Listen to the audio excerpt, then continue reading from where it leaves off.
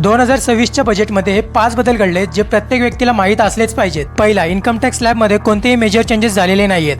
हा आहे पहिल्याचा आणि आत्ताचा इन्कम टॅक्स स्लॅब तुम्ही बघू शकता। स्टॉक मार्केटमध्ये ट्रेडिंग करणाऱ्यांच्या मागे निर्मलाताई हात धुवून लागलेले आहे, कारण सर्वांना असं वाटत होतं की STT म्हणजे सिक्युरिटी ट्रान्झॅक्शन टॅक्स कमी होईल, पण तो याही वेळी वाढला आहे। फ्युचर्स ट्रेडिंगसाठी STT 0.02 वरून वाढवून 0.05 केलाय, तर ऑप्शन्स ट्रेडिंगसाठी STT 0.1 वरून 0.15 केलाय। तिसरं, फॉरेन ट्रिप्स आणि फॉरेनमध्ये शिक्षण घेणं आता स्वस्त होणार आहे, कारण याच्यावरती लावला जाणारा टॅक्स 20% होता, जो आता कमी करून फक्त 2% केलेला आहे। जर तुम्ही मेडिकल किंवा एज्युकेशनल पर्पजसाठी अब्रॉडमध्ये पैसे पाठवत असाल तर त्याच्यावरती लावला जाणारा 5% टॅक्स आता कमी करून फक्त 2% केला आहे। त्याच्यानंतर पाचवा, 1 एप्रिलपासून इन्कम टॅक्स ॲक्ट लागू होणार आहे आणि त्याच्यामध्ये महत्त्वाची गोष्ट ही आहे की जर सरकारला असं वाटलं की तुम्ही तुमची इन्कम लपवताय किंवा तुम्ही इन्कम टॅक्स भरणं टाळताय, तर तुमचं व्हॉट्सअप, इंस्टाग्राम आणि ईमेल ID याचा ॲक्सेस किंवा याचं कंट्रोल सरकार घेऊ शकतं।